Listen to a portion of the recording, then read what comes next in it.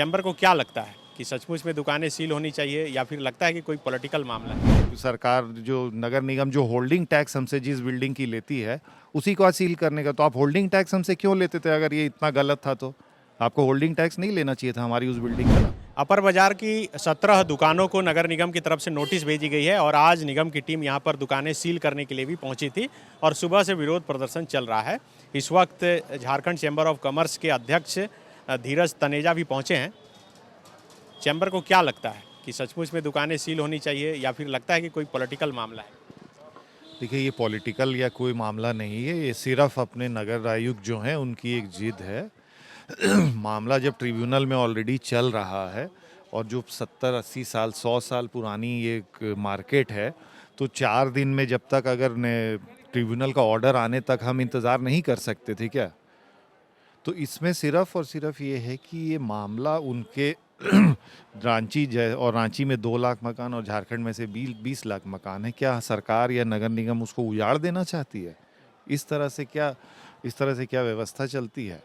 नगर निगम का काम है शहर को सुंदरीकरण करना, उसमें व्यवस्था देना, न कि लोगों को उजाड़ना। इसीलिए बिल्कुल एक तरफा ऑर्डर है जिसके अगेंस्ट में हम लोग हाईकोर्ट भी गए हैं और ट्रिब्यूनल में भी मैटर ऑलरेडी चल रहा है। हम तो यही चाहते हैं कि जब तक ऑर्डर नहीं आ जाए तब तक उनको इंतज़ार करना चाहिए। हमारी फ़िलहाल यही मांग है सिर्फ। आप लोग आयुक्त वगैरह से आयुक्त से किए या फिर सरकार के जो मुख्यमंत्री हैं वही अभी मंत्री भी हैं ये नगर विकास? जी, हमने कोशिश की थी पर अभी नहीं मुख्यमंत्री जी से बात हो सकी है। अभी मैटर ट्रिब्यूनल में चल रहा है, हम लोग ऑर्डर का वेट कर रहे हैं, देखते हैं क्या वहाँ से हमारे लिए ऑर्डर आता है।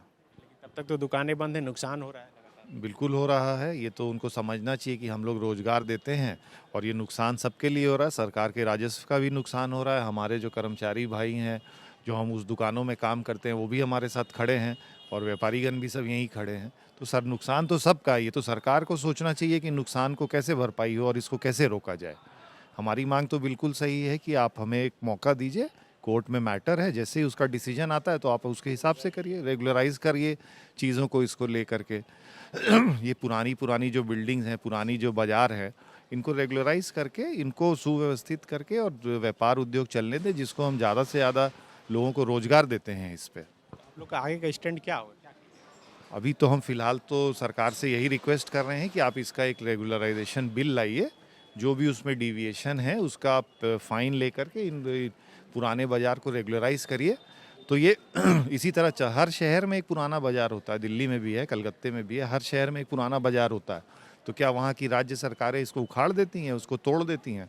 ये तो कोई होगा नहीं ना, इससे पर्पस क्या सॉल्व होगा? सरकार अगर तोड़ भी देती है या सील भी कर देती है 2 बिल्डिंग, तो अब पर बाजार में आज यहाँ जो 50,000 मकान है उससे क्या फ़ायदा होगा उनको? अच्छा, अभी सीपी सिंह से बात हो रही थी, वो बता रहे थे कि वो नगर विकास जब मंत्री थे तब उन्होंने एक नियम बनाया था कि G+2 और 10 मीटर ऊंचा जो मकान है उसको वो सिर्फ रेसिडेंशियल बिल्डिंग के लिए था 2016 में। हाँ, ये कमर्शियल बिल्डिंग्स के लिए नहीं था और उसमें जो रेगुलराइजेशन की फ़ीस थी वो बहुत ही अव्यवहारिक थी, 1000 रुपये स्क्वायर फीट के हिसाब से। तो उतने में तो नई बिल्डिंग बन जाती है।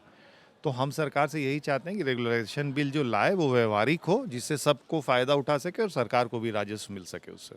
सीपी सिंह आज ये भी बोले कि ये मनी का भी मैटर है, कुछ पैसे वसूली करने के लिए ऐसा किया। देखिए, ये तो अब सीपी सिंह जी ने कैसे सोचा कि कैसे कहा है मुझे नहीं पता है, पर हम तो अपनी पीड़ा बता रहे हैं, सरकार के समक्ष रख रहे हैं कि भाई बंद करने से क्या सॉल्यूशन। हम तो सरकार को अभी दुकान चलाएंगे तो टैक्स देंगे ना, जो बिक्री होगी उस पर GST देते हैं। हम तो सिर्फ यही जानते हैं, हम तो व्यापारी लोग हैं, व्यापार करते हैं, सरकार को नियम से टैक्स देते हैं। जिस सरकार जो नगर निगम जो होल्डिंग टैक्स हमसे जिस बिल्डिंग की लेती है उसी को आज सील करने का, तो आप होल्डिंग टैक्स हमसे क्यों लेते थे? अगर ये इतना गलत था तो आपको होल्डिंग टैक्स नहीं लेना चाहिए था हमारी उस बिल्डिंग का ना। आप कह देते कि ये अनऑथराइज्ड बना हुआ, हम इसका होल्डिंग टैक्स नहीं लेंगे। सरकार ने जितने दिन पैसे लेने थे उसके पैसे लिए, लेकिन आज बंद करने उसी बिल्डिंग को आ गए हैं। TheFollowUp.in. Like, share, and subscribe. www.thefollowup.in